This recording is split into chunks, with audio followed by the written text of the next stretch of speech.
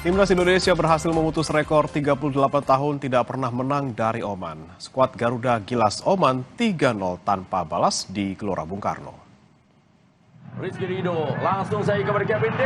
Menghadapi peringkat 79 FIFA Oman, Timnas Indonesia langsung mengambil kendali permainan sejak menit awal. Di menit 7, skuad Garuda nyaris membuka keunggulan. Sayang, tandukan Athen Chuaon di blok bek Samba Teluk. Diakhiri oleh sebuah bola chip yang disundul oleh Gempuran skuad Garuda akhirnya berbuah gol di menit 13. Tendangan bebas Nathan Chuaon disambut tandukan Justin Hapner.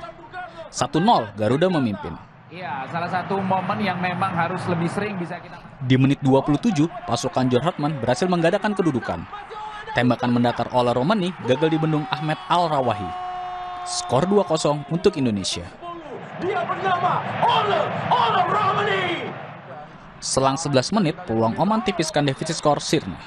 Eksekusi penalti Hatem Al-Rusadi mampu dibentangkan Emil Audero. Skor 2-0 menutup keunggulan Garuda di paruh pertama. Dia sudah pakai power loh tadi.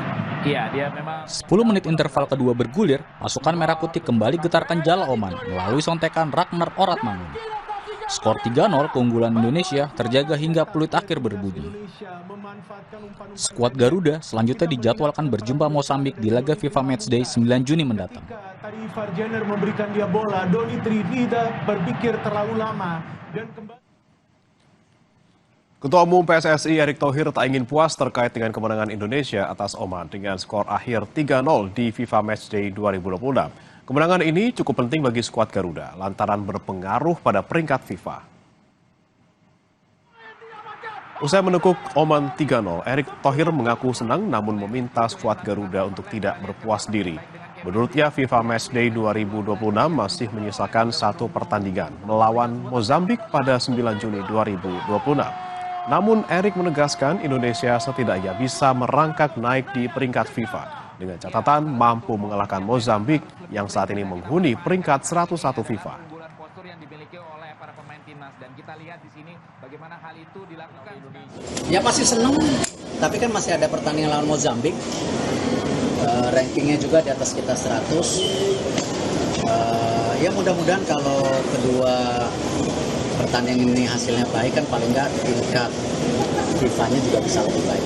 Iya kita lihat karena kan tentu masih ada target-target yang lain, ada habis ini AFF, ada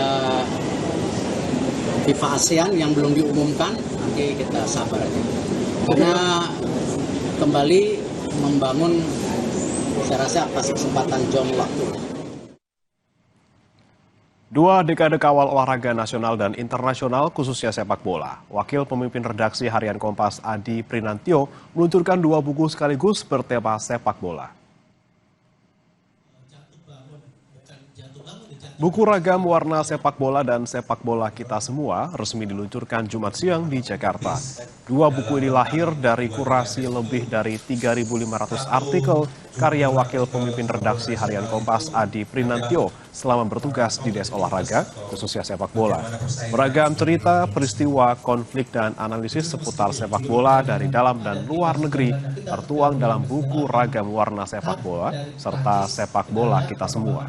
Meski ditulis sejak periode 2005, isi buku ini masih sangat relevan. Contohnya bagaimana penulis melihat minimnya jumlah striker Indonesia berkualitas pada liga serta dominasi pemain asing di kompetisi domestik. Penulis juga menyampaikan kritik tajam terkait pengelolaan liga dan kebijakan yang tidak berpihak kepada talenta lokal. Kalau negara lain itu sudah punya pemain sejak dari di bawah 10 tahun. Nah itu sistem itu harus dibangun dulu. Kalau klub nggak punya pembinaan berjenjang, maka dia sebetulnya tidak punya hak secara kualitas untuk menjadi kontestan liga. Sanksi itu bukan bisa banding lalu dipermudah. Menurut saya sih harus bersih ya kepentingan dari federasi dan manajemen liga untuk menggulirkan liga.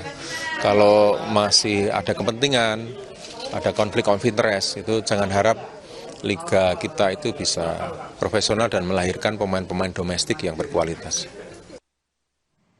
Jangan beranjak saudara, Sapa Indonesia Pagi masih akan kembali usai jeda berikut.